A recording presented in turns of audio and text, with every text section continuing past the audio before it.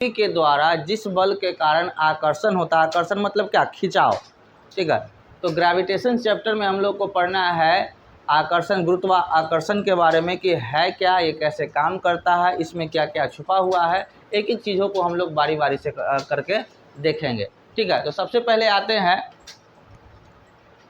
ये दिखाई दे रहा है तो हमने एक एनिमेशन के थ्रू दिखाने की कोशिश की है क्या, कुछ समझ में आ रहा है देखने से? यही हमारे क्या है, न्यूटन जी हैं। कौन है? न्यूटन है। न्यूटन का नाम सुने होंगे, क्लास 9th में भी पढ़े होंगे, Newton first law, Newton second law, Newton third law. उसी प्रकार से क्या कहते हैं, ग्रेविटेशन लॉ को भी क्या है, मिस्टर न्यूटन ने दिया है। ये दिया कैसे, बड़े ही महान वैज्ञानिक हैं। इनके बारे में कहा गया है, इस ग्रेविटेशन के लिए एक कहानी है कि एक समय की बात है, वह स्टडी कर रहे थे, दिखाई दे रहा है न्यूटन जी क्या कर रहे थे, सेब के पेड़ के नीचे वो क्या कर रहे थे, स्टडी कर रहे थे, एप्पल के पेड़ के नीचे स्टडी कर रहे थे। और स्टडी करते करते देखे क्या कि उनके नीचे क्या कहते हैं, जिस तरह से यहाँ से देख रहे हैं टप से क्या हो रहा है, सेब गिर रहा है, तो उनके सर पर या उनके आसपास क्या कर रहा है, एक सेब गिर रहा था। तो सिंपल है, वैज्ञानिक और एक आम इंसान में अंतर क्या होता है, साइंटिस्ट जो होता है और एक आम इंसान में अंतर क्या होता है। हम आम इंसान जो कुछ हो रहा है तो बस यही सोच के चलते हैं कि बस ऐसा ही होता होगा, ठीक है, ये भगवान का लीला है, ये समझता है कौन, एक आम इंसान। हम आप जो भी हैं एक आम इंसान है और हम लोग यही सोचते हैं क्या ये भगवान का कोई लीला होगा, प्रभु ने कुछ ऐसा बनाया हुआ कि फल गिरेगा। लेकिन एक वैज्ञानिक का दिमाग कुछ ऐसा नहीं होता, वो क्या सोचता है कि आखिर ये हो रहा है तो क्यों हो रहा है, कैसे हो रहा है, इसका कारण क्या है। ये तीन चीज़ वो ज़रूर सोचता है, क्यों, कैसे और कारण। एक काउज को ढूंढने में लग जाता है। तो न्यूटन जी के क्या कहते हैं, सर पे या उनके बगल में एक सेब गिरा, पेड़ से सेब टूट के गिरा। तो शुरू में सोचे कि सेब गिर गया, चलो ठीक बात है, गिरा होगा ऐसे ही। फिर गिरा, देखे कि अरे फिर गिर गया, तो कहे कि ऐसा बात है, तो मूड में आए और क्या किए, सेब को ऊपर उछाल दिए। फिर कुछ देर के बाद नीचे ही आ गया। तो वो देख रहे हैं क्या कि हम ऊपर से तो नीचे आ रहा है, चलो ठीक बात है, हम लोग नीचे से ऊपर उछाल रहे हैं, फिर कुछ देर के बाद नीचे ही आ जा रहा है, यानी इस धरती में कुछ न कुछ है, इस धरती माता के अंदर कुछ न कुछ है, इस पृथ्वी के अंदर कुछ न कुछ है जो क्या कर रहा है, ऊपर से आई हुई वस्तु को अपनी ओर वो खींच रहा है। जब हम लोग क्या कहते हैं इलेक्ट्रिक फील्ड में जाते हैं तो वो फील्ड बिजली जो होता है अपनी ओर आकर्षित करता है, खींचता है। तो कहीं ना कहीं क्या होता है, किसी तुम्हारे हाथ को किसी वस्तु को पकड़ेंगे और सिर्फ पकड़े हुए रहेंगे तो क्या वो आ जाएगा हमारी ओर, उसको खींचेंगे तो हमारी ओर आएगा। इसका मतलब जो अगर फल है ऊपर से फ्रीली गिराया जाता है, फ्रीली फॉलिंग बॉडी मतलब बिना कोई फोर्स के ऐसे करके गिरा दिया गया। तो जब गिरा दिया गया तो हमने तो इसको ऐसे करके ढकेला नहीं, ठीक है, या इसको ऊपर की ओर फेंका ऐसे। तो जब ऊपर की ओर हम फेंक रहे हैं या ऊपर से नीचे की ओर छोड़ रहे हैं, फिर भी अंत तक कहाँ पे आ रहा है, इस धरती पे आ जा रहा है। इसका मतलब इस धरती में, इस पृथ्वी में कुछ ना कुछ है जो वस्तुओं को अपनी ओर आकर्षित करता है। और इसी के आधार पर वो ऑब्जर्वेशन करना शुरू कर दिए, अलग अलग वस्तुओं को अलग अलग रूप से देखने लगे, फेंकने लगे। तो देख रहे हैं कैसे ही वस्तु को फेंक रहे हैं, कैसे ही वस्तु को छोड़ रहे हैं, अंततः उसका क्या होता है, एंडिंग पॉइंट कौन सा है, पृथ्वी ही है। तो उनके दिमाग में आया कि भाई कुछ ना कुछ इस धरती में होता है। तो वो जो बल था, उसी बल को हम लोग क्या कहते हैं, ग्रेविटेशन फोर्स कहते हैं, गुरुत्वाकर्षण बल कहते हैं। आप लोग कक्षा 9th में भी ये चीज़ पढ़े होंगे, ठीक है।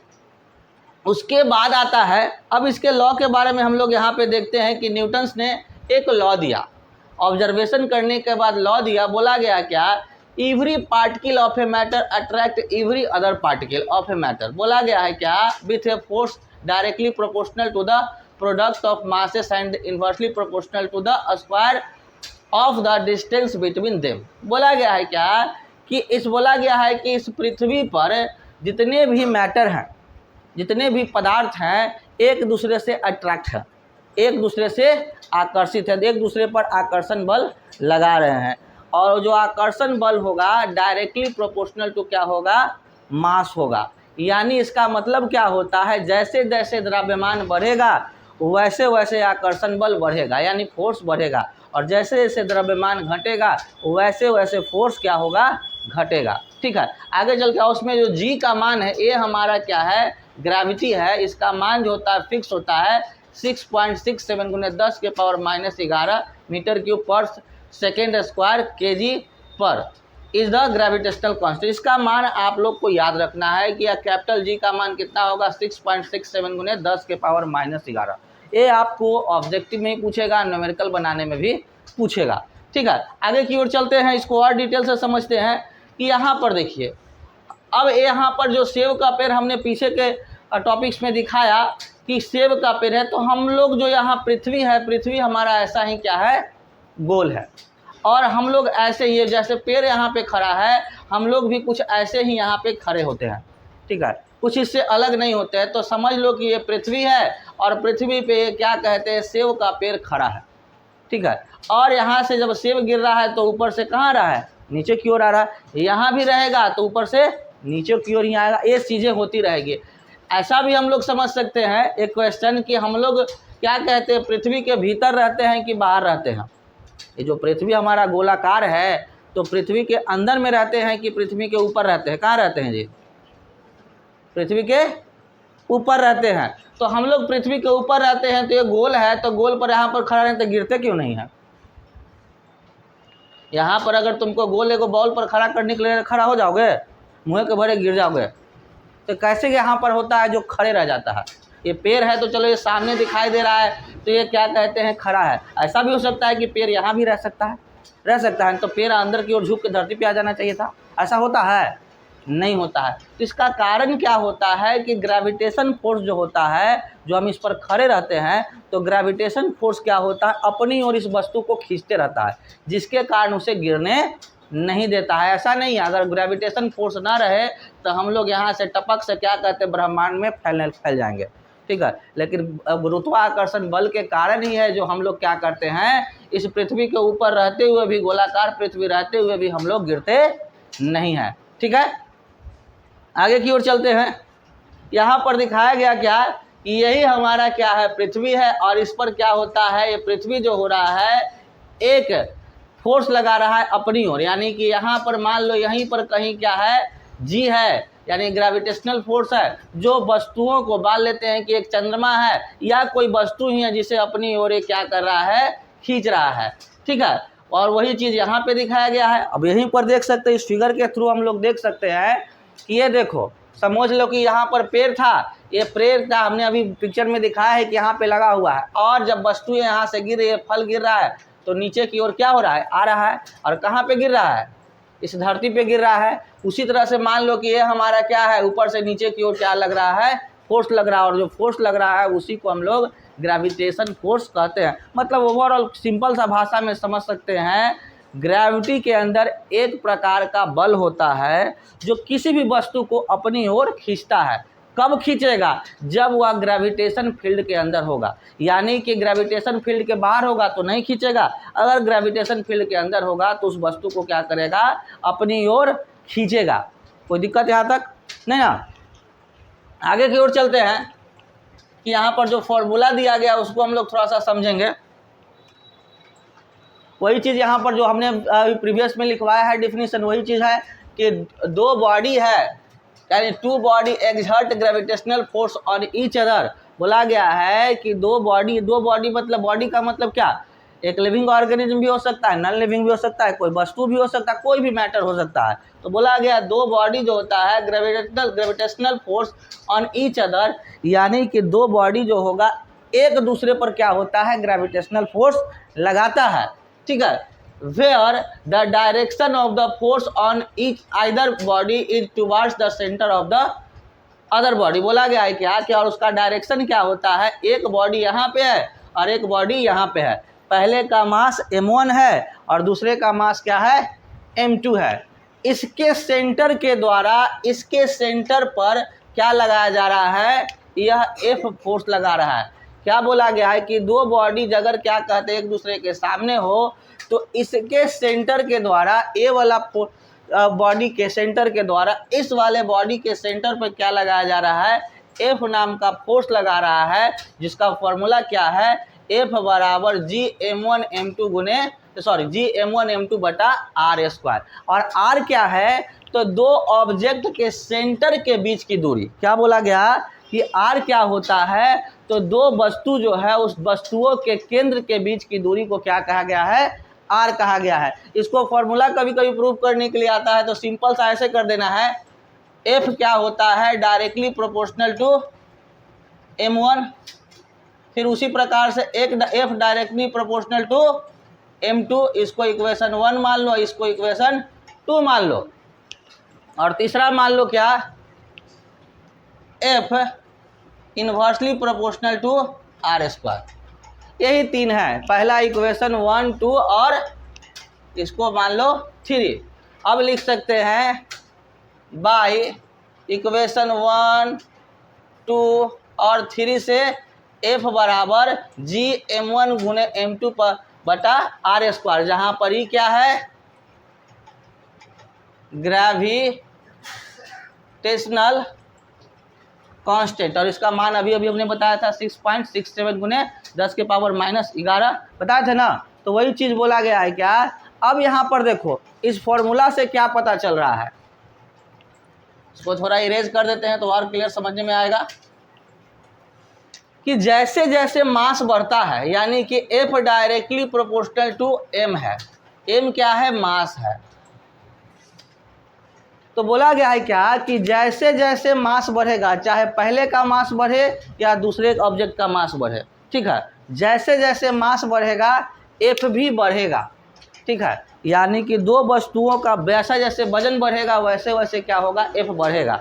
अब इसको क्वेश्चन को ऐसे समझ सकते हैं कि अगर मान लो कि ये पृथ्वी है, ये मान लेते हैं कि क्या है, पृथ्वी है।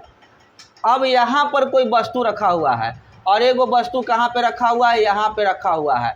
तो इस वस्तु पृथ्वी के द्वारा इस पर ज़्यादा फोर्स लगेगा कि इस पर ज़्यादा फोर्स लगेगा, दिमाग लगाओ।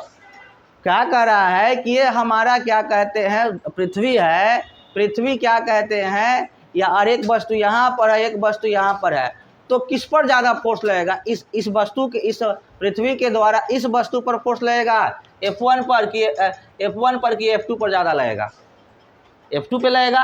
क्यों, क्योंकि हमने यहाँ पर फिगर में देखो जैसे जैसे क्या होगा, A बढ़ेगा, मतलब दो वस्तुओं के बीच की दूरी बढ़ेगी, फोर्स क्या है, घटेगा। और जैसे जैसे एक घटेगा मतलब दो वस्तुओं के बीच की दूरी यानी R का मान घटेगा, वैसे वैसे F का मान बढ़ेगा। तो देखो यहाँ से यहाँ की दूरी ज़्यादा है कि यहाँ से यहाँ की दूरी ज़्यादा है, इस पृथ्वी से M1 से F2 के बीच की दूरी ज़्यादा है कि F1 के बीच की दूरी ज़्यादा है, F1 के बीच का दूरी ज़्यादा है। तो दूरी ज़्यादा तो फोर्स कम, दूरी ज़्यादा तो फोर्स कम।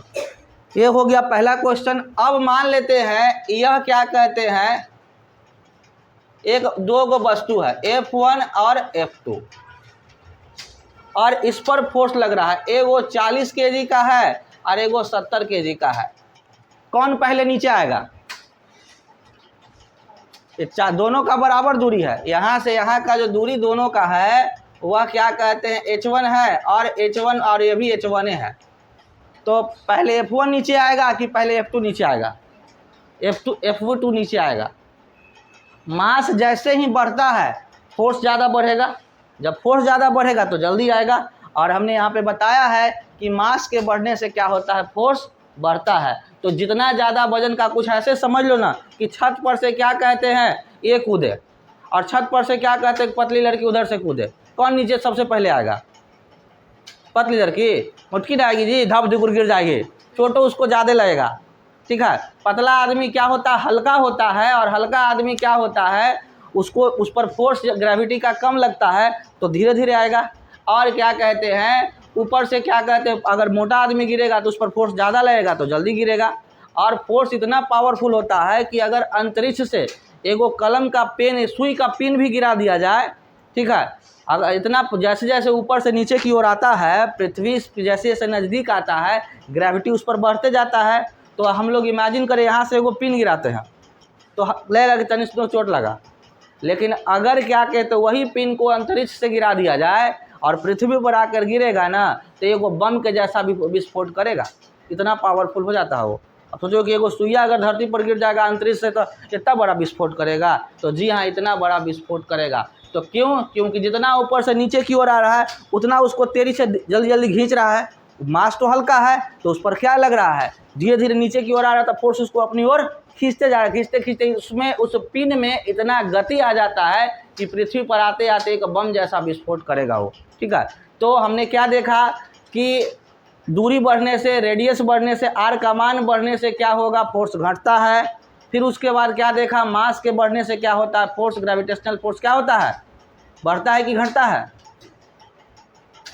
सिंपल सा भाषा में, मास के बढ़ने से फोर्स बढ़ेगा और रेडियस के बढ़ने से फोर्स घटेगा। सिंपल भाषा में समझ लो, मास बढ़ेगा तो फोर्स बढ़ेगा और रेडियस बढ़ेगा तो फोर्स घटेगा। ये सिंपल भाषा में है और यहाँ पर हमने पिक्चर्स के द्वारा भी दिखला दिया। जब इसको अपलोड करेंगे तो आप ये सब चीज़ें भी नोट कर लीजिएगा। ठीक है, जिसके पास व्यवस्था है, जिसके पास नहीं है तो क्लास के बाद अंतिम में रुक जाओगे और इसको जब अपलोड करके जब वीडियोस दिखाएंगे तो वहाँ से नोट कर लेना। तो इस तरह से हमने gravitational force, Newton law of gravitation force को बारी बारी से देखा। यहाँ तक किसी को कोई दिक्कत नहीं ना? आगे की ओर चलते हैं। अब हमने एक डायग्राम दिखाया है, बीच में क्या है, पृथ्वी, और घूम रहा है कौन, मून, चंदा मामा घूम रहे हैं। अगर क्या कहते हैं, कभी ऐसा होता है कि घूमते घूमते घूमते घूमते चंदा मामा पृथ्वी पे सड़ गए? क्यों? एक ही जगह पे घूम रहे हैं, उस पर निश्चित ग्रेविटेशनल फोर्स लग रहा है। इस कारण से ना वो बाहर जा रहा है ना अंदर जा रहा है, अपने ही ऑर्बिट में, अपने ही कक्षा में लगातार वो चक्कर मारते जाता है। और मारते मारते क्या कहते हैं, और सूर्य का क्या कहते हैं, चंद्रमा का अपना प्रकाश होता है।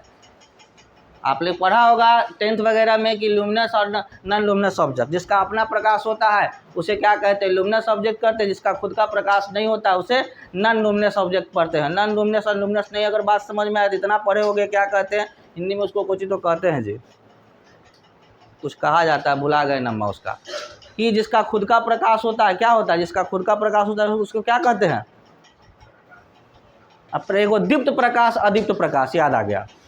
जिसका खुद का प्रकाश होता है उसे दीप्त वस्तु कहते हैं, और जिसका खुद का प्रकाश अपना नहीं होता है उसे अदीप्त वस्तु कहते हैं, लुमिनस और नॉन लुमिनस। ठीक है, तो यहीं पर बोला गया है क्या कि क्या कहते हैं, चंद्रमा का अपना कोई प्रकाश नहीं होता, इसीलिए इसे नॉन लुमिनस ऑब्जेक्ट कहते हैं। तो सूर्य के सामने वो आते जाता है, जैसे जैसे कटता है, करते करते करते करते पूरा दूर चला जाता है तो अंधेरा हो जाता है, जिसे हम लोग क्या कहते हैं, अमावस कहते हैं। और पूरी तरह से आ जाता है सामने तो पूरा चंदा मामा दम इतना प्रकाश देते हैं कि रातों में दिन जैसा लगने लगता है, तो उसे हम लोग क्या कहते हैं, पूर्णिमा कहते हैं। ठीक है, तो अमावस और पूर्णिमा इसी तरह से होता रहता है कि जितना उसके नज़दीक आएगा और जैसे जैसे दूर जाएगा वैसे वैसे उतना एरिया क्लियर रहता जाएगा। सिंपल सा है कि एगो बॉल है, बॉल के सामने जितना प्रकाश जाएगा उतने ना वो कपड़ा चमकेगा जी। अगर पूरी तरह से आ जाएगा तो पूरा चमकने लगेगा। तो वैसा ही होता है, सूर्य के जितना जितना सामने आता है उतना उतना एरिया क्या कहते हैं, चंदा वाला चमकता है। और अगर पूरी तरह से हट जाता है तो वो काला हो जाता है बिना प्रकाश का, तो उसे हम लोग अमावस कहते हैं। और जो हट जाता है, अगर पूरा आ जाता है सूर्य के सामने तो पूरा सूर्य चंद्रमा चमकने लगता है, तो उसे हम लोग क्या कहते हैं, पूर्णिमा कहते हैं। तो हमारा अलग टॉपिक है। अभी हम लोग को बस ये समझना है क्या कि ग्रेविटेशन फोर्स के कारण क्या होता है, चंद्रमा सूर्य के क्या कहता है, लगातार एक निश्चित कक्षा में क्या होता है, चक्कर लगाते रहता है। अगर ग्रेविटेशनल फोर्स ना रहे तो या तो बाहर चल जाए, कहीं और यूनिवर्स में घूम जाएगा। तो ग्रेविटेशनल फोर्स बड़ा ही जरूरी फोर्स है। ठीक है, आगे की ओर चलते हैं। अब आता है acceleration due to gravity. Acceleration due to gravity क्या होता है? टाइम कितना हुआ?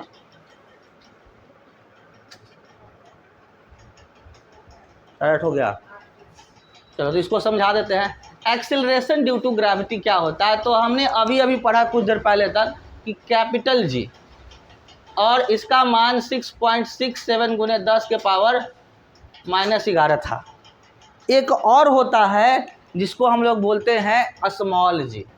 इसका मान क्या होता है, 9.8 मीटर पर सेकेंड स्क्वायर। या कहीं कहीं पे कैलकुलेशन को सॉल्व करने के लिए, न्यूमेरिकल को सॉल्व करने के लिए हम लोग 10 मीटर पर सेकेंड स्क्वायर लेके चलते हैं, लेकिन जनरल जो है ये हमारा 9.8 ही करेक्ट माना गया है। ठीक है, अब आते हैं होता क्या है। तो बोला गया the force of attraction exerted by the earth on the body is called gravitational pull और ग्रेविटी। अब सिंपल सा बात है, अब अभी हमने कुछ देर पहले बताया कि जैसे जैसे नज़दीक आएगा पृथ्वी के, जैसे जैसे नज़दीक आएगा ग्रेविटी जो होता है बढ़ते जाएगा। तो ग्रेविटी क्या होता है, तो हमने लॉ ऑफ मोशन में एक्सेलरेशन पढ़ाया था, त्वरण, कि त्वरण का जैसे कि हम लोग गाड़ी चलाते हैं तो गाड़ी का क्लच क्या कहते हैं, एक्सीलरेटर दबाते हैं, तो जैसे जैसे एक्सीलरेटर देते हैं तेज, वैसे वैसे गाड़ी तेज होता है। तो वो क्या करता है, गाड़ी वो क्या करता है, जो ऑब्जेक्ट जो होता है, उस वस्तु जो होता है, उस वस्तु की गति को बढ़ाता है। यानी अगर हम बाइक की बात करें तो बाइक में जब हम लोग एक्सीलरेटर देते हैं तो एक्सीलरेटर देने से क्या होता है, गाड़ी की गति बढ़ती है, बाइक की गति बढ़ती है। तो वो यानी कि वो एक्सेलरेशन जो होता है, एक्सेलरेट जो करता है, उसका काम होता है गति को बढ़ाना। तो उसी प्रकार से पृथ्वी के अंदर क्या होता है, एक जी नाम का क्या होता है, एक्सेलरेशन होता है।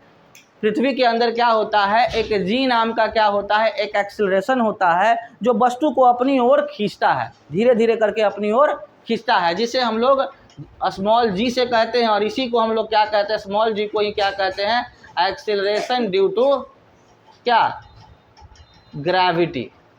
ये क्या करता है, यानी कि जैसे जैसे क्या होता है, पृथ्वी के नज़दीक वस्तुएं जो है जैसे जैसे पृथ्वी के नज़दीक आते जाती है, वैसे वैसे क्या करता है, वह जो जी का मान होता है वो उतनी गति से अपनी ओर खींचता है। यानी कि पृथ्वी के द्वारा जो acceleration due to gravity small g होता है वो 9.8 मीटर पर सेकेंड स्क्वायर। इसका काम होता है कि जो मास m1 नाम का मास जो है m2 नाम के मास को अपनी ओर खींच रहा है, तो वो क्या करता है, स्मॉल जी का मान उसे क्या होता है, उसकी गति को, उसके वेलोसिटी को क्या करता है, बढ़ाने का काम करता है।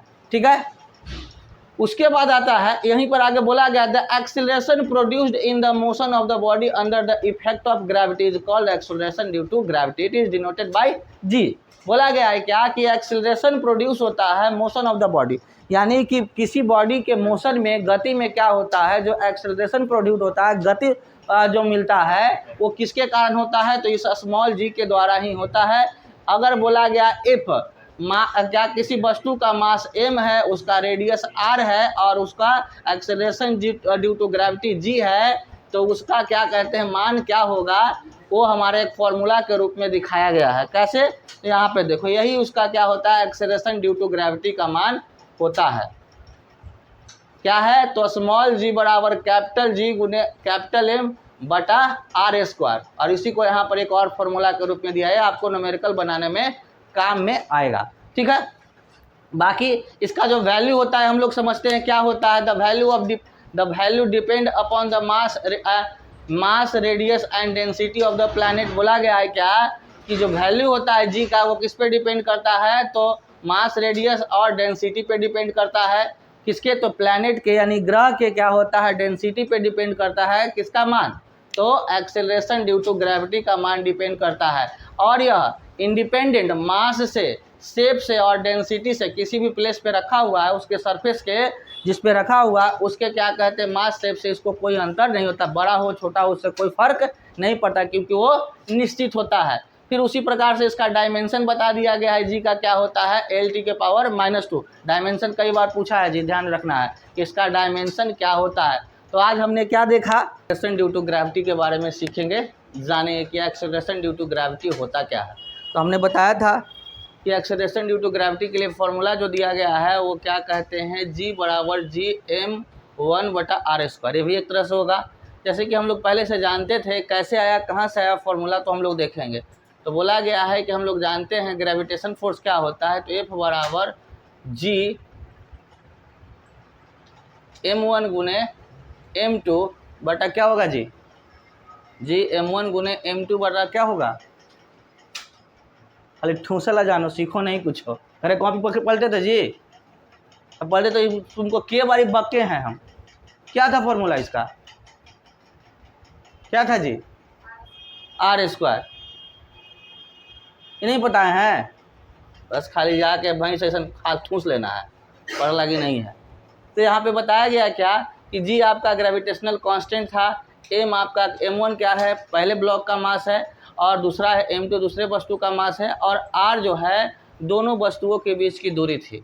ठीक है, तो वहाँ पर हमने देखा क्या कि F क्या ग्रेविटेशन फोर्स क्या बताता है कि जब दो ऑब्जेक्ट एक दूसरे को अट्रैक्ट करता है, दो ऑब्जेक्ट एक दूसरे को अट्रैक्ट करता है या रिपल्स करता है, तो उस केस में दोनों के बीच में लगने वाला जो फोर्स होता है, यहाँ पर रिपल्स तो करेगा नहीं, सिर्फ और सिर्फ अट्रैक्ट करेगा, मतलब आकर्षित करेगा।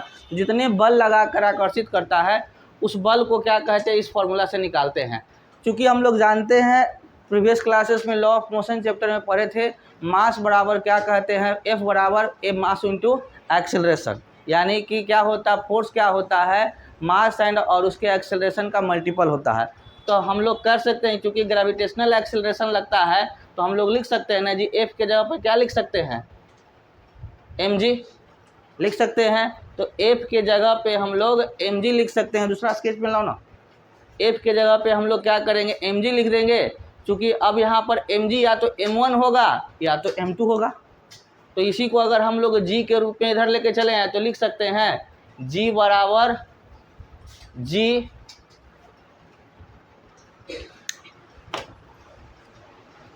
g बराबर लिख सकते हैं g m1 m2 और बटा r स्क्वायर तो था ही, और e या तो m1 होगा या तो m2 होगा। अगर m1 होगा तो m1 से m1 कट जाएगा और g बराबर क्या हो जाएगा, स्मॉल g बराबर g m2 बटा r स्क्वायर। अगर क्या कहते हैं m2 के अगेंस्ट में निकालेंगे तो ये m2 हो जाएगा, तो यहाँ पर क्या हो जाएगा, m1 के जगह पे m2 हो जाएगा, m2 से m2 कट जाएगा और यहाँ पर m1 का स्क्वायर हो जाएगा। तो इस तरह से क्या कहते हैं, एक्सेलरेशन ड्यू टू ग्रेविटी का फॉर्मूला हम डिराइव भी कर सकते हैं, निकाल सकते हैं। कभी m1 हो सकता है, कभी m2 होगा। m2 के सापेक्ष में निकालेंगे तो m1 का हट जाएगा, अगर m1 के सापेक्ष में निकालेंगे तो m2 हट जाएगा। ये था हमारा एक्सेलरेशन ड्यू टू ग्रेविटी का फॉर्मूला। यहाँ तक कोई दिक्कत है ना।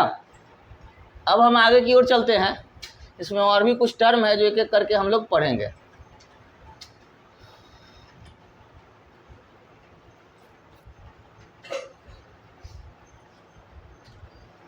Variation in g with height, बोला गया है क्या कि जैसे जैसे हाइट बदलता है, पृथ्वी तो एक जगह स्थिर है, लेकिन क्या कहते हैं, अगर कोई वस्तु को h दूरी से दिखाया जाए, h2 दूरी से किया जाएगा, सपोज दैट मान लो कि ये हमारा क्या है, पृथ्वी है। वस्तु यहाँ से गिरा सकते हैं, यहाँ से भी गिरा सकते हैं, यहाँ से भी गिरा सकते हैं, कहीं से भी गिरा सकते हैं। सब पर क्या लग रहा है, जी लग रहा है, तय है। अब यहाँ से गिरा रहे हैं तो ये अगर m1 है तो ये क्या हो जाएगा, m2 हो जाएगा। e m1 है तो इसके लिए am2 हो जाएगा, e m1 है तो इसके लिए am2 हो जाएगा ना। तो बोला गया है क्या कि acceleration due to gravity at height h from the surface of the earth, यानी कि पृथ्वी की सतह से h दूरी पर एक्सीलरेशन ड्यू टू ग्रेविटी का क्या होता है फॉर्मूला, तो क्या होता है, g बराबर gm बटा r प्लस h का टोटल का होल स्क्वायर। ठीक है, ये बोला गया है क्या, यानी कि जैसे जैसे हम लोग क्या करेंगे, हाइट को ऊपर की ओर ले जाएंगे, मतलब हाइट बढ़ाएंगे। यानी ये तो फिक्स है, ये भी फिक्स है, ये भी फिक्स है, यहाँ पर h के इसी पर नहीं डिपेंड कर रहा है। तो अगर हाइट बढ़ेगा तो एक्सीलरेशन ड्यू टू ग्रेविटी क्या होगा, घटेगा कि बढ़ेगा। हमने कल समझाया भी था कि जब हाइट बढ़ता है तो एक्सीलरेशन ड्यू टू ग्रेविटी क्या होता है, घटता है कि बढ़ता है, घटता है। बिल्कुल सही, कि जैसे जैसे पृथ्वी के सरफेस से हम लोग दूर जाएंगे ग्रेविटी उतना ही क्या हो जाएगा, कम जाएगा। ठीक है, और जैसे जैसे पृथ्वी की सतह से नज़दीक आएंगे वैसे वैसे ही क्या होगा, ग्रेविटी क्या होगा, बढ़ेगा।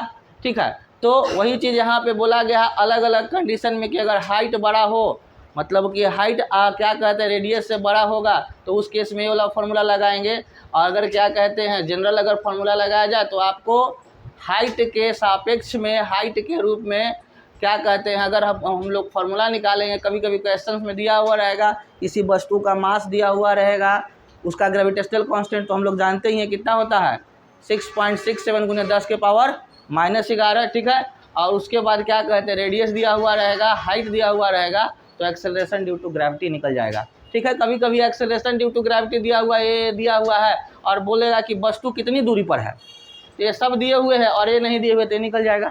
तो इस तरह से हम सॉल्व करके अलग अलग ढंग से क्या कर सकते हैं, तो हाइट के बढ़ाने और घटाने से ग्रेविटी पर क्या फर्क पड़ता है, या अलग अलग ग्रेविटी पे कितना हाइट पे क्या होता है, किसका एक्सेलरेशन ड्यू टू ग्रेविटी होगा, हम लोग इस फॉर्मूला की मदद से निकाल सकते हैं। बड़े ही आसान तरीके से न्यूमेरिकल बनाने में काम आएगा। और सिंपल सा एक्सेलरेशन ड्यू टू ग्रेविटी क्या होता है, अगर कोई पूछे तो acceleration due to gravity G का मान क्या होता है, 9.8 मीटर पर सेकंड स्क्वायर होता है। और जैसे जैसे हाइट, सरफेस से हाइट उसका बढ़ता है, एक्सेलरेशन ड्यू टू ग्रेविटी क्या होता है, क्या होता है, घटता है। और जैसे जैसे हाइट कमता है, एक्सेलरेशन ड्यू टू ग्रेविटी बढ़ता है। ठीक है, उसके बाद आगे की ओर चलते हैं। Variation in g with drift. अब बोला गया ड्रिफ्ट का मतलब क्या होता है, कि अगर हमारा क्या कहते हैं, ये पृथ्वी है, क्या है, पृथ्वी है, तो हाइट तो बढ़ गया, लेकिन यहाँ पे आ गया, मान लेते हैं ग्रेविटी का सेंटर कहाँ पे है, अर्थ के सेंटर पे, उसके कोर पे, सेंटर पे है। तो बोला गया है कि यहाँ तक तो समझ रहे हैं कि ऊपर गया तो क्या हो गया, बढ़ा, और नीचे आया तो क्या हो गया, घटा, सॉरी हाँ, ऊपर गया तो घटा और नीचे गया तो एक्सेलरेशन ड्यू टू ग्रेविटी बढ़ा। लेकिन कभी कभी ऐसा भी तो होता है, धरती में गड्ढा भी खन देते हैं, धरती में गड्ढा भी खन देते हैं। तो जितने धरती के नीचे आते जाएं, क्योंकि चूंकि हम लोग कहाँ पे रहते हैं, पृथ्वी के सरफेस पे रहते हैं, तो जैसे जैसे धरती के नीचे आते जाएंगे तो एक्सेलरेशन ड्यू टू ग्रेविटी पर क्या प्रभाव पड़ेगा, उसके लिए फॉर्मूला दिया गया है। और बताया भी गया है, the value of g decrease on going below the surface of earth, यानी कि पृथ्वी की सतह के जितने नीचे चले जाते हैं, यानी गड्ढा जितना खनते जाते हैं, ग्रेविटी उतना ही क्या होता है, कमते जाता है। बोला गया है क्या, the value of g decrease on going below the surface of earth, यानी कि पृथ्वी की सतह से जैसे जैसे नीचे हम लोग जाते हैं, वैसे वैसे क्या होता है, क्या होता है, gravity, acceleration due to gravity क्या होता है, घटता है। उसके बाद बोला गया है क्या, the acceleration due to gravity at the centre of the earth becomes zero, और जैसे ही इस सेंटर पे चला जाता है, पृथ्वी के सेंटर पे चले जाएंगे, तो यहाँ पर ग्रेविटी क्या हो जाएगा, जीरो हो जाएगा। यानी कि पूछा जाए क्वेश्चन कि पृथ्वी के किस बिंदु पे एक्सेलरेशन ड्यू टू ग्रेविटी का मान जीरो हो जाता है, तो सेंटर ऑफ द अर्थ, यानी पृथ्वी के केंद्र बिंदु पर एक्सेलरेशन ड्यू टू ग्रेविटी का मान क्या हो जाता है, जीरो हो जाता है। यहाँ तक कोई दिक्कत नहीं ना, जहाँ दिक्कत होगा अभी बता रहे हैं तो खाली मुंह देख रहे हो, समझ तो आ रहा है, नहीं समझ में आएगा तब पूछना, खाली आने जाने से नहीं हो जाएगा, पढ़े से होगा। नहीं समझ में आए तुरंत पूछो, उसको एक बार नहीं 10 बार बताएंगे। ऐसे भी आपके क्या कहते हैं, अपलोड कर देते तो वहाँ से भी बार बार आप देख के समझ सकते हैं, लेकिन आप चाहें तो क्लास में ही पूछ के समझ सकते, ही नहीं कि बस के अभी खाली छापने से, कॉपी में छापने उतारने से कुछ भी नहीं होगा, ये सब चीज़ें समझने की बात है। अगला टॉपिक हमारा क्या है, ग्रेविटेशनल फील्ड। तो आप लोग 10th क्लासेस में पढ़े होंगे इलेक्ट्रिक फील्ड, मैग्नेटिक फील्ड, चुंबकीय क्षेत्र और विद्युत क्षेत्र।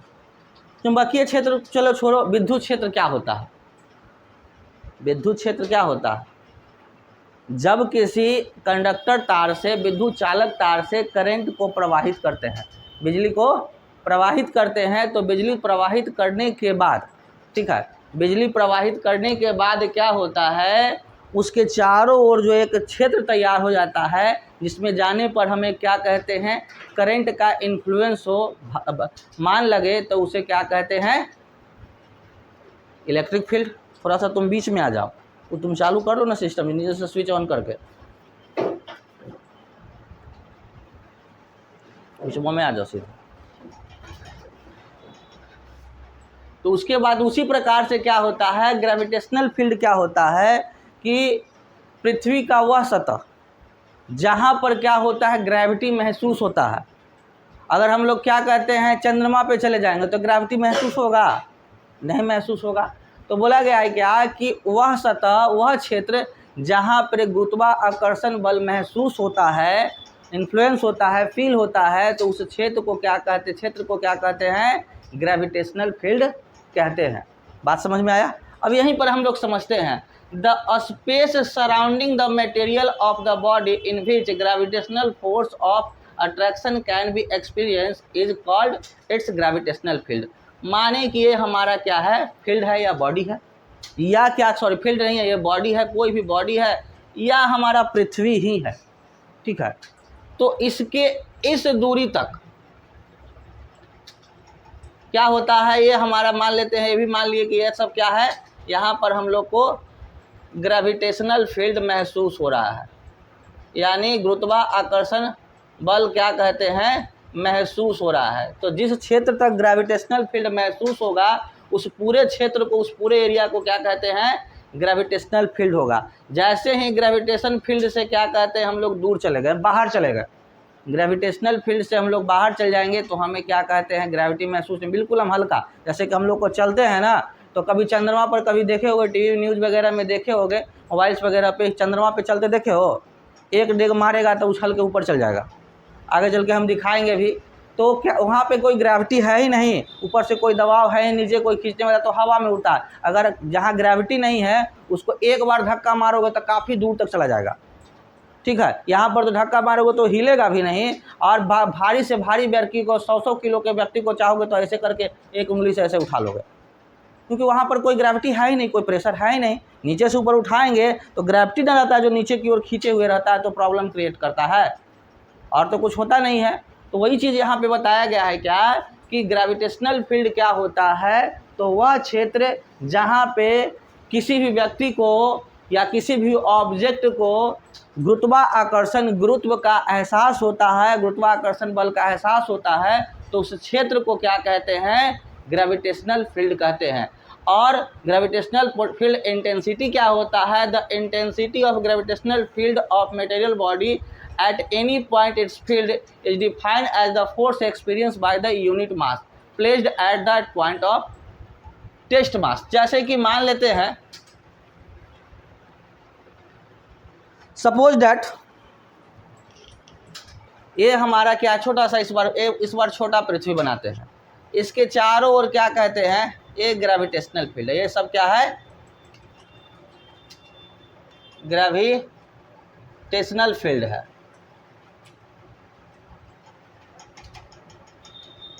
ग्रेविटेशनल फील्ड है तो कोई वस्तु है, इस क्षेत्र में क्या कहते हैं, इतना क्षेत्र क्या हुआ, ग्रेविटी में आया।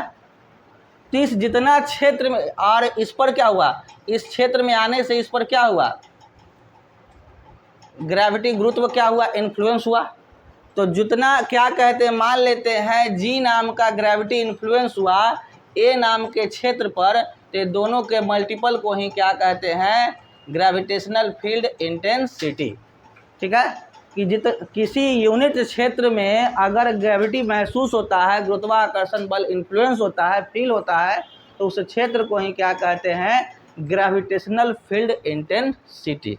अब इससे ज़्यादा होगा, यानी इससे पता क्या चलता है कि एरिया के बढ़ने से ग्रेविटेशनल फील्ड इंटेंसिटी क्या होता है, बढ़ता है, और एरिया के घटने से ग्रेविटेशनल फील्ड इंटेंसिटी क्या होता है, घटता है। तो अभी तक हमने क्या पढ़ा, ग्रेविटेशनल फील्ड क्या होता है, तो किसी भी बॉडी के चारों ओर फैला हुआ वह क्षेत्र जहाँ पर ग्रेविटी महसूस होता है, गुरुत्वाकर्षण बल महसूस होता है, तो उस क्षेत्र को ग्रेविटेशनल फील्ड कहते हैं।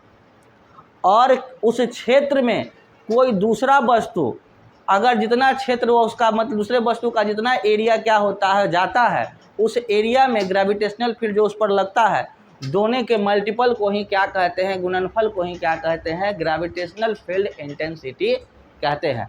कोई दिक्कत यहाँ तक नहीं ना? जहाँ नहीं समझ में आएगा बोलना।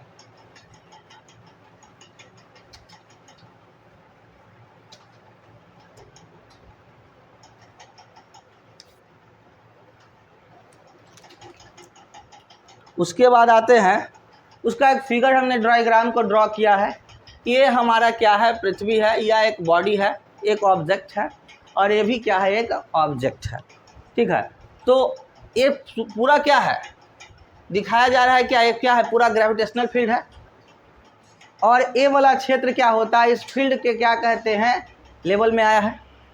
तो आया है तो जितना क्षेत्र इस पे आया है उतना उसका क्या कहते हैं, जैसे जैसे इस पे अंदर आते गया है वैसे वैसे इसका फील्ड इंटेंसिटी क्या हो गया, बढ़ते गया है, ठीक है। तो बोला गया है क्या, वही चीज़ बोला गया है कि जैसे जैसे क्षेत्र बढ़ेगा, जैसे जैसे क्षेत्र बढ़ेगा ग्रेविटेशनल फील्ड इंटेंसिटी बढ़ेगा, ठीक है। और वही चीज़ यहाँ पे बताया गया है कि ये हमारा एक ग्रेविटेशनल फील्ड का क्षेत्र को दिखाया गया है और उसमें किसी दूसरे क्या कहते हैं प्लैनेट को, ग्रह को या ऑब्जेक्ट को उसमें इन्फ्लुएंस कराया गया है, डाला गया है। तो दिखाया जा रहा है कि उस पर जो फोर्स लग रहा है, जो बल लग रहा है, उसे ही क्या कहते हैं, ग्रेविटेशनल फील्ड इंटेंसिटी कहता है। जिसे हम लोग डायग्राम के जरिए इसमें दिखाने की कोशिश किए हैं। उसके बाद आता है, अब यहाँ पे देखो ग्रेविटेशनल फील्ड को हमने कुछ इस तरह से दिखाया कि ये हमारा क्या है, पृथ्वी है, कोई बॉडी है, इसके चारों ओर क्या है, ग्रेविटेशनल फील्ड है, इसके चारों ओर क्या है, ग्रेविटेशनल फील्ड। अब देखो ऊपर से भी गिर रहा है तो क्या हो रहा है, इस फील्ड पे ही आ रहा है, नीचे भी चला आ रहा है फिसक के तो फिर उसको खींच के क्या हो रहा है, ऊपर ही ले आ रहा है।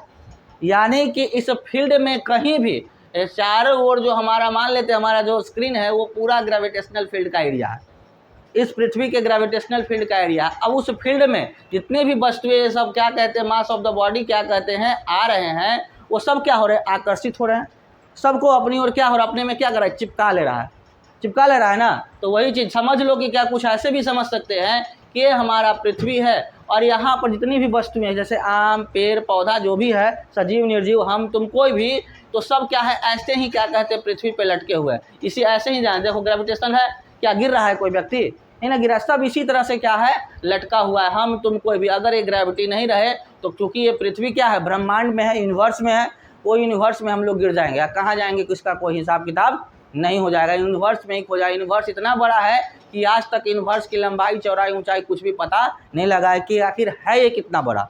ठीक है, आज तक कोई तारा तक पहुंच पाया है, नहीं पहुंच पाया है। तो उसी तरह से क्या कहते हैं, यूनिवर्स का आज भी कोई पता नहीं लगा पाया है। ठीक है, अब उसके बाद हम लोग देखते हैं क्या कि हमने क्या देखा इस फिगर के जरिए कि ग्रेविटेशनल फील्ड में कितनी भी बॉडी क्यों ना आ जाए, कितने भी मास क्यों ना आए, चाहे लिविंग हो या नॉन लिविंग हो, वो सब क्या हो जाएगा, घूम फिर के कहाँ पे आएगा, पृथ्वी पे, अर्थ पे आएगा। ठीक है, चाहे वो कुछ भी हो। जैसे कि हमने क्लासेस के शुरू में ही बताया था कि न्यूटन जी ने क्या किया, बार बार बॉल क्या कहते हैं, सेब को ऊपर उछाला, बिगा कैसे भी, लेकिन घूम फिर के कहाँ आ जा रहा था, पृथ्वी पे आ जा रहा था, अर्थ पे आ जा रहा था। तो ये क्या था, यानी कि इसमें क्या होता है, कहीं ना कहीं एक फील्ड में एक पावर होता है जो किसी भी बॉडी को अपनी ओर आकर्षित करता है। कोई दिक्कत यहाँ तक नहीं ना। कितना बजा टाइम देखो तो,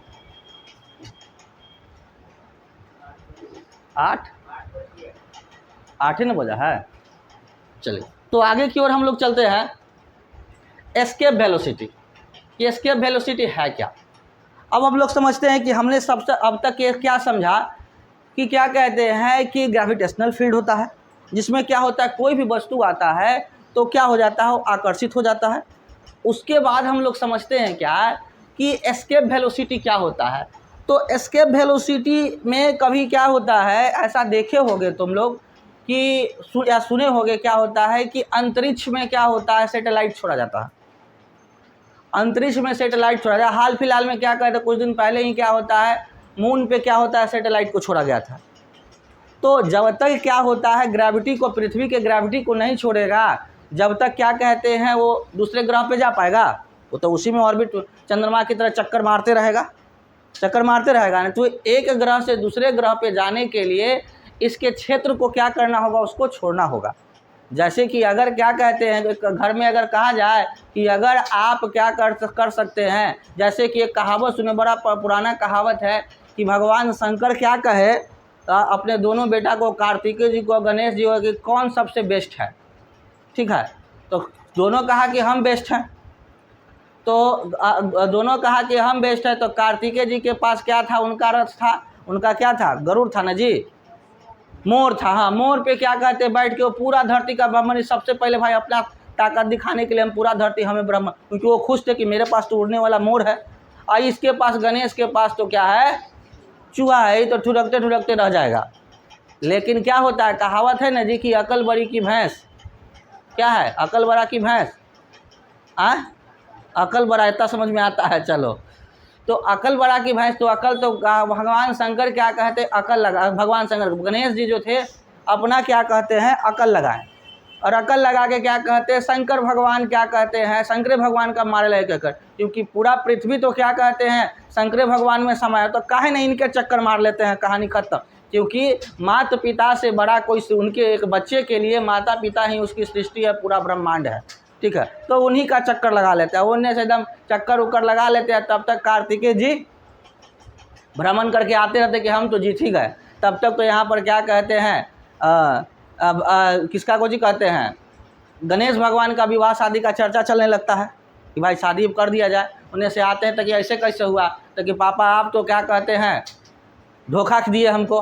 तो काहे, तो कि हम तो जीत के आई, तो जब आप ही का चक्कर लगाते रहा था कि हमारे शास्त्र में हमारे कहा गया है कि माता पिता से बड़ा कोई सृष्टि नहीं होता, जो इसका चक्कर लगा लिया वो सबका चक्कर लगा लिया, तो यही जीता।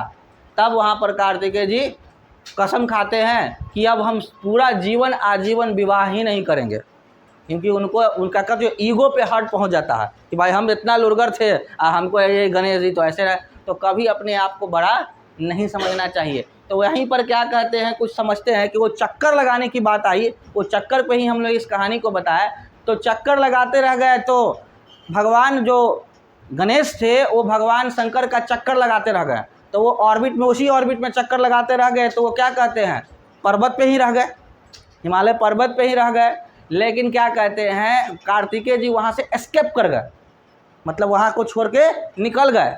ज़्यादा वेलोसिटी था उनके पास तो आगे निकल गए और वो दूसरे ग्रह पे चले गए, लेकिन वो हार गए। और ये तो क्या, क्योंकि आपको पृथ्वी का चक्कर लगाना था तो आप पूरे ब्रह्मांड का चक्कर, तो आप कहाँ चले गए थे, दूसरे जगह पे, तो इसी कारण वो हारे। तो एस्केप वेलोसिटी कहने का मतलब होता है कि जब हम लोग किसी वस्तु का चक्कर लगाते हैं ऐसे ऐसे, तो फॉर एग्जाम्पल कि ये हमारा क्या कहते हैं, ये हमारा क्या है, पृथ्वी है, छोटा सा बनाते हैं और इस पर चक्कर लगाते रहता है, ऐसे ऐसे चक्कर लगाते हैं। और हमारा क्या कहते हैं, ग्रेविटेशनल फील्ड इस क्षेत्र तक है, इस क्षेत्र तक क्या है, ग्रेविटेशनल फील्ड है। तो चक्कर लगाते लगाते लगाते लगाते एक समय ऐसा आता है कि इस पृथ्वी के ग्रेविटेशन को छोड़ के वो एस्केप कर जाता है, बाहर चला जाता है, और बाहर चला जाके क्या कहते हैं, किसी दूसरे ग्रह के ऑर्बिट में चला जाता है, और इस पर चक्कर लगाते लगाते लगाते लगाते चंद्रमा पर या किसी दूसरे ग्रह पे चला गया, मंगल पे चला गया।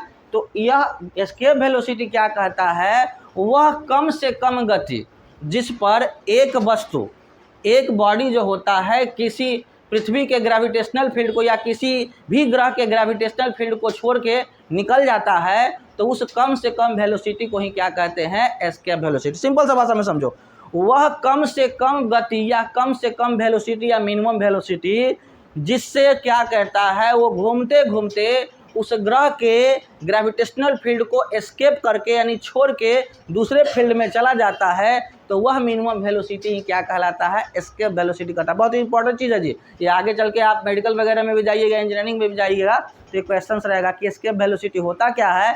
तो वह मिनिमम से मिनिमम वेलोसिटी जो किसी भी पृथ्वी के सतह से या किसी भी ग्रह के सतह को छोड़कर किसी दूसरे सतह के ऑर्बिट में, कक्षा में चला जाता है, तो उस मिनिमम वेलोसिटी को, उस मिनिमम गति को ही क्या कहते हैं, एस्केप वेलोसिटी कहते हैं। यहाँ डिफिनीशन भी लिखवाया गया होगा, डिफिनीशन में क्या बोला गया, द लोएस्ट वेलोसिटी यानी कम से कम velocity which is required to escape the gravitational pull of the earth, यानी कि वह कम से कम गति जो ग्रेविटेशनल फील्ड के दबाव को, पुल को क्या करते हैं, एस्केप कर दे, छोड़ के क्या कर जाए, तो बाहर निकल जाए, तो उस वेलोसिटी को क्या कहते हैं, एस्केप वेलोसिटी कहते हैं। ठीक है, और उसका पृथ्वी का जो मिनिमम ग्रेविटेशनल एस्केप वेलोसिटी जो होता है 11.2 किलोमीटर पर सेकेंड, यानी पृथ्वी की सतह को छोड़ने के लिए किसी भी वस्तु का जो गति होना चाहिए वो 11.2 किलोमीटर पर सेकेंड, यानी एक सेकेंड में वह 11.2 किलोमीटर पर सेकेंड यानी 11.2 किलोमीटर वो मूव कर जाए। तो अगर वह वेलोसिटी से अगर वो लगातार ऊपर की ओर जाते जाएगा तो एक समय आएगा कि वह पृथ्वी के ग्रेविटेशनल फील्ड को छोड़ के दूसरे ग्रह पे चला जाएगा। ठीक है, तो वह कम से कम वेलोसिटी जिसके आधार पर एक वस्तु जो पृथ्वी के ग्रेविटेशनल फील्ड को छोड़ के दूसरे सतह पे, दूसरे ग्रह पे चला जाता है, तो उस मिनिमम वेलोसिटी को, लेस्ट वेलोसिटी को हम लोग एस्केप वेलोसिटी कहते हैं। कुछ डायग्राम से हम लोग समझते हैं, यहाँ तक कोई दिक्कत? अब डायग्राम से समझेंगे तो और क्लियर हो जाएगा। यहाँ पे हमने उसका कुछ फॉर्मूला दिया है कि ये क्या हो रहा है, दिखा रहा है कि एस्केप करके क्या हो रहा है, पृथ्वी के ऑर्बिट को छोड़ के बाहर निकल जा रहा है। तो डायग्राम आप लोग बना लीजिए, इसका ये फॉर्मूला है, निकालने के लिए, कैलकुलेशन करने के लिए काम आएगा। उसके बाद हम लोग एक डायग्राम से समझेंगे ये क्या है, हमारा पृथ्वी है और ये रॉकेट को लॉन्च किया गया। तो रॉकेट लॉन्च करके ये क्या हुआ, ये ऊपर की ओर चलता चला गया, चलता चला गया, चलता चला गया, ठीक है। और यार क्या, चूंकि ये हमारा अगर पृथ्वी है, इसका वेलोसिटी क्या होगा, 11 दशमलव कितना 2 किलोमीटर पर सेकेंड, यानी 1 सेकेंड में वह 11.2 किलोमीटर पर सेकेंड से क्या क्या करते वो चल रहा होगा। तो उस स्थिति में क्या होगा, एक समय आएगा कि वो पृथ्वी के ग्रेविटेशनल फील्ड को पुल करके, ढकेल के, छोड़ के क्या हो जाएगा, बाहर चला जाएगा और दूसरे ग्रह की ओर पलायन करेगा। और अलग अलग ग्रह का अलग अलग एस्केप वेलोसिटी होगा, जिसको हम अलग से आपको लिखवाएंगे, ठीक है। अलग अलग ग्रह का अलग अलग एस्केप वेलोसिटी होता है, जिसको हम लोग देखेंगे। यहाँ पे देख ना रहे हैं कि बस पृथ्वी के सतह को छोड़ के क्या हुआ, यूनिवर्स में, ब्रह्मांड में चल दिया, चाहे वो जहाँ जाए, मंगल पे जाए, चंद्रमा पे जाए, बृहस्पति पे जाए, जहाँ जाए, ठीक है। अब आते हैं यहाँ पे कुछ अलग अलग ग्रह का हमने दिखाया है एस्केप वेलोसिटी, ठीक है। और उसके चीज़ों को जैसे देख रहे हैं, हमारा मरकरी है, वेनस है, अर्थ है, मार्स है, जुपिटर है, सैटर्न है, यूरेनस है, नेपच्यून है, ये सारे हमारे क्या हैं, क्या हैं,